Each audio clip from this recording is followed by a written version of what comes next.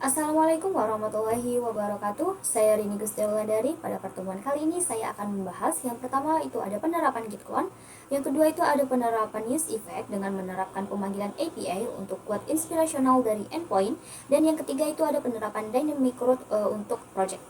Baiklah, yang pertama di sini saya akan menjelaskan mengenai penggunaan git clone. Nah, di mana di sini kita akan membuat skenario di mana kita akan ngoding di PC atau di device yang berbeda. Nah, sehingga di sini kita harus menduplikasi project yang telah kita push ke GitHub. Nah, jadi agar kita bisa untuk menggunakan project yang telah kita push ke GitHub di PC yang berbeda, kita di sini akan membuat sebuah folder baru, di mana folder ini nantinya yang akan menyimpan source atau codingan yang telah kita push ke GitHub. Nah, caranya yang pertama yaitu di sini kita akan masuk di sebuah folder baru atau folder kosong.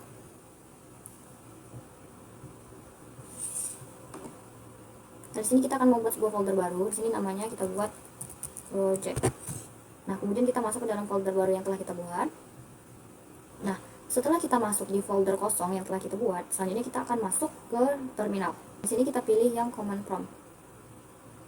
Nah, untuk mengcloning di sini kita akan masuk ke akun GitHub kita terlebih dahulu. Nah, di sini saya telah masuk ke akun GitHub-nya. Nah, di sini kita akan memilih project mana yang akan kita cloning. Nah, di sini kita akan masuk ke dalam repository yang project ini. Nah, karena project ini yang akan kita cloning. Nah, selanjutnya itu kita pilih yang di code. Nah, kemudian kita salin URL yang di bagian HTTPS.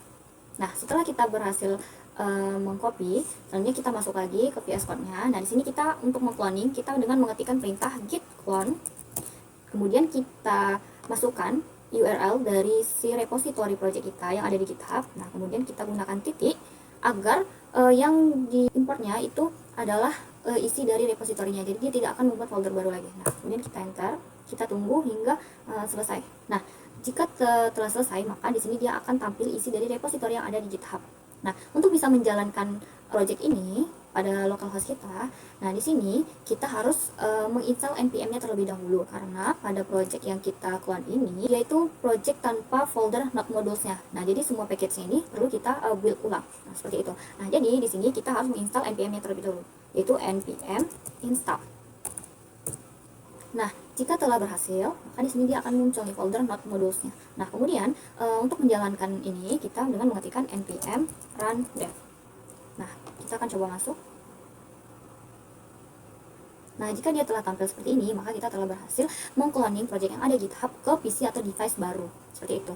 Nah, jadi ini dia tadi cara mengcloning project dari GitHub ke PC atau device kita yang berbeda, sehingga kita bisa melakukan di device manapun dengan mengcloning dia dari GitHub-nya. Baiklah, selanjutnya saya akan menjelaskan mengenai penerapan use effect dengan menerapkan pemanggilan API untuk quotes inspirational dari endpoint.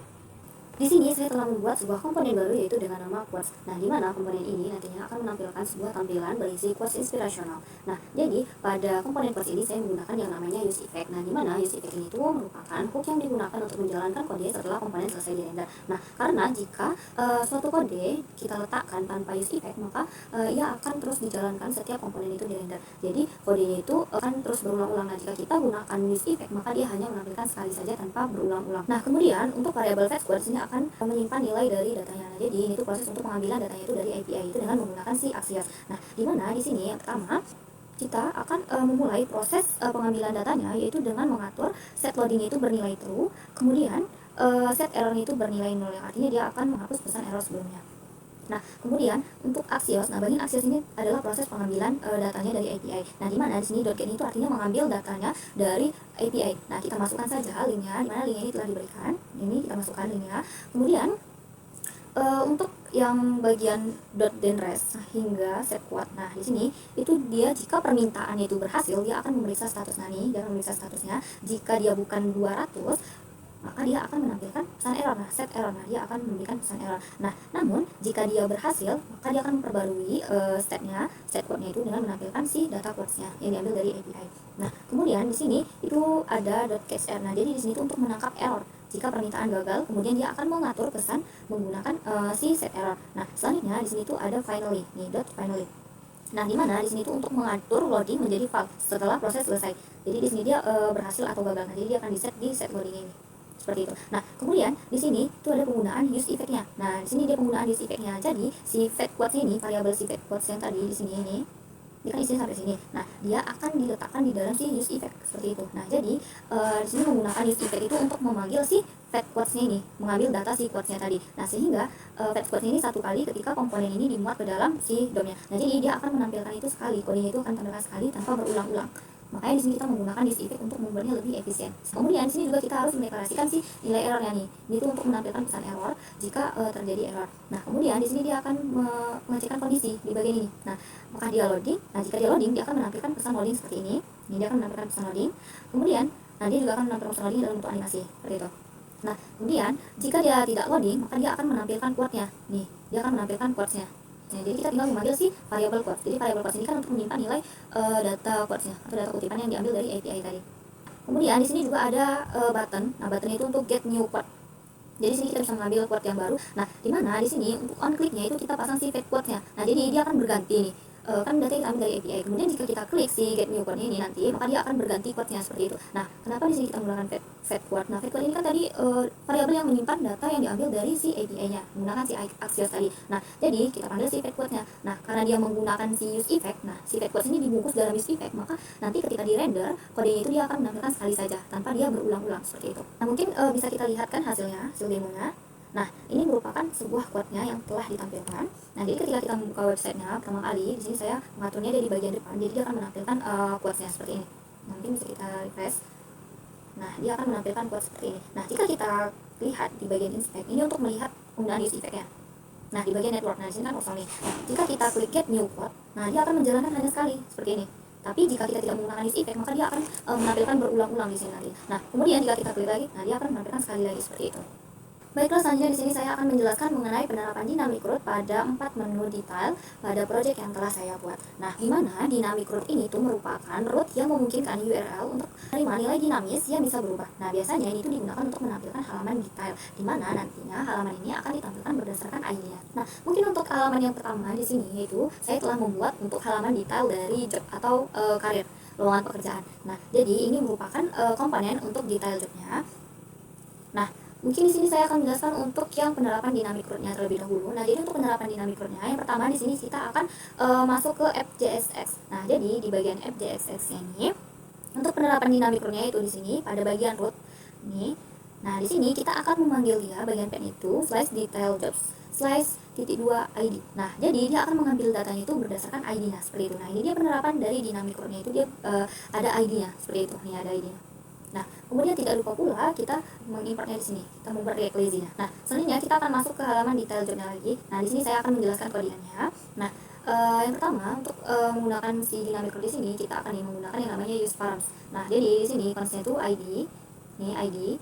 Jadi dia menggunakan si use params. Nah, tidak lupa pula kita harus mengimportnya juga. Nih, kita harus mengimport si use paramsnya. Nah, kemudian di sini kita akan menggunakan use state. Ada juga penggunaan use effect-nya. Nah, jadi ini merupakan deklarasi untuk use state-nya, di mana di sini ada state untuk job, untuk nilai use state awalnya itu bernilai 0. Nah, jadi dia akan menampung datanya itu di variable job. Nah, kemudian di sini ada const untuk not found. Jadi untuk bagian not found ini tuh dia nilai awalnya itu bernilai false. Nah, kemudian di sini adalah penggunaan use effect-nya. Nah, ini dia penggunaan use effect-nya. Nah, jadi dalam use effect ini juga dia penggunaan atau penerapan untuk mengambil si datanya. Nah, jadi pertama di sini kita akan mendeklarasikan si job ID parsein ID. Nah, jadi kita akan mengambil datanya nih, mengambil ID. Nah, dia parsein karena dia bernilai integer. Pastinya ID-nya itu kan 1 2 3 seperti itu. Jadi dia menggunakan parsein ID. Nah, kemudian di sini kita akan membuat sebuah variabel baru lagi itu dengan nama font job. Nah, di mana si font job ini tuh dia akan memanggil si datanya. Nih, dia find job. Jadi dia akan mengambil data itu berdasarkan ID. Nah, jadi si job ID ini dia harus sama datanya itu dengan si job ID seperti itu.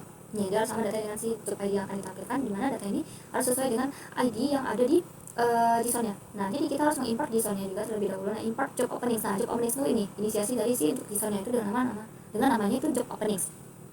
Nah, jadi si job openings ini itu artinya dia akan mengambil datanya nih, find, dia mengambil datanya, kemudian simpan dia di dalam si variable job ini. Nah, jadi si job ini dengan parameternya job nih, find dengan parameter job. Kemudian job ini dia mengambil ID. Nah, dia akan menyesuaikan, menyamakan datanya dengan si job ID yang ini. Seperti itu. Nah, kemudian dalam use effect ini dia ada pengecekan nih.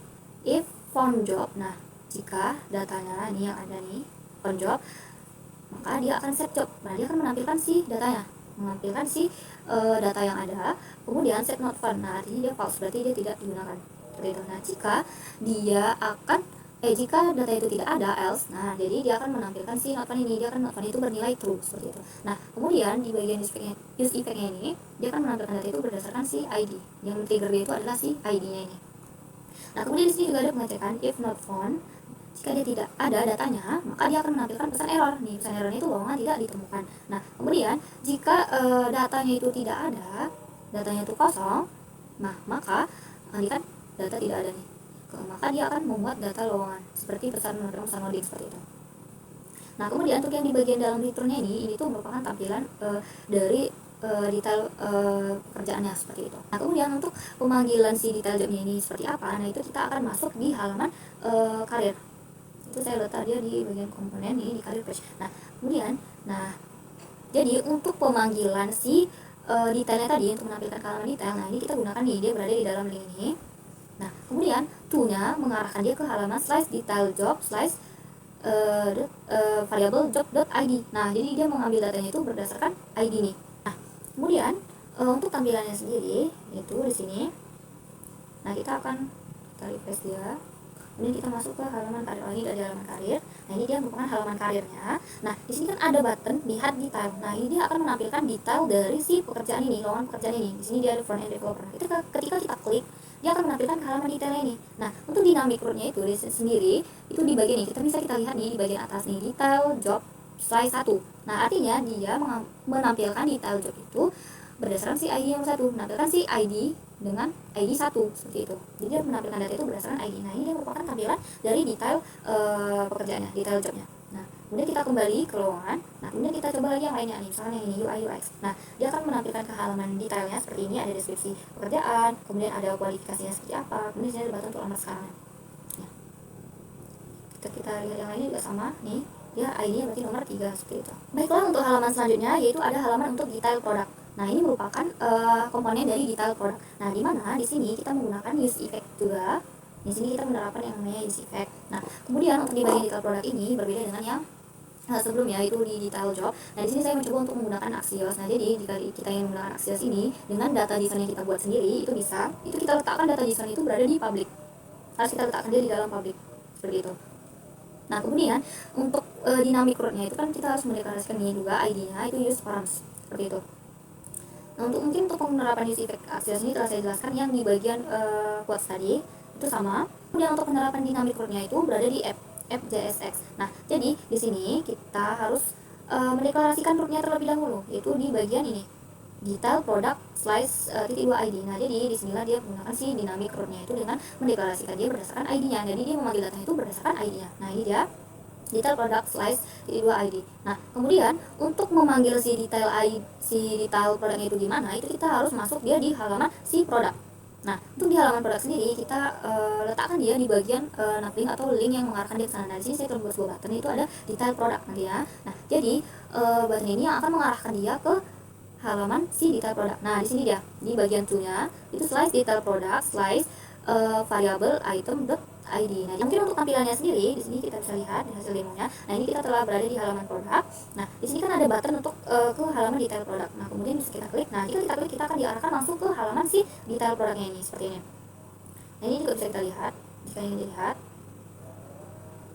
Nah, kemudian bisa kita lihat untuk dynamic root itu maksudnya di sini dia akan mengarahkannya. Dia akan mengarahkan ke detail produk size 3. Nah, berarti dia mengambil ID-nya itu yang ID ketiga ini. Dia berdasarkan ID-nya dia menampilkan seperti itu. Nah, ini untuk halaman detailnya. Kemudian kita coba lagi mengambil data yang lain. Nah, misalnya di sini. Nah, dia akan mengambil ID nih. ID-nya berarti ID ke-6 dia. Detail product size 6 seperti itu. Nah, ini dia untuk halaman detailnya. Dan untuk penerapan dynamic root selanjutnya yaitu pada halaman detail artikel. Nah, kita masuk dulu ke halaman komponen detail artikel. Nah, ini merupakan komponen dari detail artikel. Nah, di sini kita menggunakan yang namanya use effect, sama seperti yang sebelumnya kita menggunakan use effect dan di sini ada use params. Nah, kemudian untuk menampilkan si detail artikel ini pastinya ada button yang mengarahkan dia ke halaman detail ini. Nah, jadi sebelumnya dia berada di halaman artikel list. Nah, ini merupakan untuk halaman artikel list. Nah, artikel list di sini dia menggunakan yang namanya reservoir komponen. Nah, sehingga kita akan masuk dia ke halaman si artikel card-nya. Nah, ini merupakan halaman artikel card-nya. Nah, jadi untuk memanggil si detail artikel itu, data detail artikel. Nah, jadi kita gunakan nih ada di bagian link, lihat detail. Nah, jadi dia ada sebuah button nantinya, dia akan bertuliskan lihat detail. Nah, jadi lihat detail ini dia akan mengarahkan ke artikel detail slice nih, mengambil si variabel artikel ID-nya. Dia berdasarkan si artikel ID nantinya. Untuk di penerapan dynamic root-nya pada app-nya, yaitu kita masuk app JSX. Dan di sini kita lihat pada bagian artikel detail. Nah, nih root path artikel detail slice titik 2 dan ID. Nah, jadi artinya di sini kita akan mengambil datanya itu berdasarkan ID-nya seperti itu. Nah, kemudian kita lihat tampilannya. Kita masuk ke halaman tadi detail artikel. Kita masuk ke halaman artikel. Ini dari halaman artikel. Nah, jadi di sini kan ada nih, ada button yang mengarahkan ke halaman lihat detail. Nah, jadi ketika kita klik lihat detail, nah dia akan menampilkan ke halaman detail. Nah, ini merupakan halaman detailnya. Nih, jadi dia ada link juga yang mengarahkan dia ke halaman sebelumnya. Nah, ini dia halaman detail artikelnya. Ada buat teksnya, terus ada penjelasannya, ada judulnya, dan juga ada gambarnya. Nah, kemudian dynamic root-nya di sini kita bisa lihat di sini dia memanggil datanya itu berdasarkan ID-nya. Nah, berarti dia datanya itu dari ID kedua. Nah, jadi dia artikel detail slice 2 seperti itu. Nah, kemudian kita klik lagi kembali ke artikel, kita coba untuk lihat yang lainnya. Nah, yang ini. Nah, dia akan menampilkan gambar seperti ini. Nah, ini merupakan halaman detailnya. Kembali ke artikel. Nah, kita coba lihat yang lainnya lagi, yang ini. Nah, ini dia akan menampilkan detail artikelnya. Nah, untuk halaman yang terakhir yang dibuat dengan menggunakan dynamic root yaitu halaman untuk si detail timnya. Nah, jadi di sini kita akan masuk ke komponen detail tim. Nah, ini dia halaman detail timnya. Nah, ini merupakan halaman detail timnya. Jadi pada halaman detail timnya di sini dia sama seperti yang menggunakan detail produk. Jadi sini saya mencoba dia menggunakan Axios sehingga datanya itu kita letakkan di public seperti itu. Nah, di sini juga menggunakan use params. Nah, jadi untuk proses pengambilan datanya itu berada di dalam use effect ini. Nah, mengambil datanya itu dari public yaitu slice data slice team design seperti itu. Nah, kemudian untuk pemanggilan dari si detail timnya ini gimana, itu kita akan masuk di team card karena di sini saya menggunakan reusable komponen sehingga untuk button ini dia berada di dalam team card. Nah, jadi di sini ada sebuah link atau button yang mengarahkan dia ke halaman detail. Nah, ini dia link ini tuh maksudnya dia akan mengarahkan ke halaman detailnya. Nah, jadi di sini pada bagian to-nya inilah yang mengarahkan dia ke halaman detail produk nantinya. Ke halaman detail tim. Nah, jadi di sini untuk pemanggilannya itu dengan menggunakan si slice detail tim slice untuk nama si ID-nya. Nah, ini tuh harus disesuaikan dengan yang ada di root yang ada di FJSX nantinya. Nah, kemudian kita akan masuk dia ke halaman FJSX-nya. Nah, untuk penggunaan root-nya itu dynamic root-nya. Nah, di sini di bagian nih detail team slice titik 2 ID. Nah, jadi ini dia merupakan halaman detail timnya, yaitu root-nya itu dengan nama slice detail team slice ID. Nah, makanya tadi kita menggunakan si variable ID untuk memanggil dia mengarahkan ke ID ke halaman detailnya. Jadi halaman detailnya itu nantinya dia akan menampilkan berdasarkan ID yang ada di desainnya. Nah, itu kita akan masuk di bagian our team. Nah, ini dia merupakan tampilan our team-nya. Nah, pada ini ada terdapat button untuk ke halaman detail dengan penggunaan si dynamic root-nya. Nah, jadi ketika kita klik nih, nah dia akan menampilkan ke halaman detail si timnya ini. Ini ada namanya, kemudian ada jabatannya, ini ada penjelasan sedikit mengenai dia, terus ada juga universitinya, background-nya, experience-nya, juga skillnya, ada gambarnya juga. Nah, jadi ini dia merupakan halaman detail dari si timnya. Nah, jadi di sini kita lihat, nah dia akan mengambil ID kedua karena data ini berada kedua pada data desainnya. Nah, kemudian ini kita kembali ke back to team. Kita coba lihat yang lain nih. Si Aldi Rahmani kan dia berada di posisi pertama. Nah, jadi dia pasti ID-nya adalah ID ke-1. Nah, benar saja di sini dia ID-nya ke-1. Jadi dia menampilkan data detail timnya itu berdasarkan ID-nya seperti itu. Nah, ini merupakan tampilannya. Nah, jadi itu tadi dia penerapan dynamic root pada 4 menu halaman detail pada project yang telah saya buat. Nah, sebelumnya itu saya kan telah membuat yang halaman produk ini detailnya, namun saya belum menerapkan yang namanya use effect. Nah, jadi sekarang saya menggunakan use effect dan juga menampilkan detail produknya seperti ini. Nah, selain itu saya juga telah menambahkan untuk halaman FAQ-nya karena untuk mengganti di pertemuan sebelumnya yang mana saya telah membuat halaman detail, jadi di sini saya menambahkan untuk halaman FAQ-nya. Nah, jadi di sini merupakan halaman FAQ-nya yang menampilkan pertanyaan dan juga jawaban yang ada seperti itu. Nah, jadi ini merupakan halaman FAQ-nya. Nah, kemudian di sini kita bisa juga apply online. Kemudian yang diproses. Kemudian di sini kita bisa mencari pertanyaan. Nah, saya telah menambahkan halaman FAQ-nya ini. Mungkin sekian penjelasan dari saya mengenai penerapan Gitcon, kemudian juga ada penerapan penggunaan use effect pada API, kemudian juga ada penerapan dynamic root pada 4 menu detail pada project. Nah, sekian dari saya. Apabila ada kesalahan, saya mohon maaf. Saya akhiri. Wassalamualaikum warahmatullahi wabarakatuh.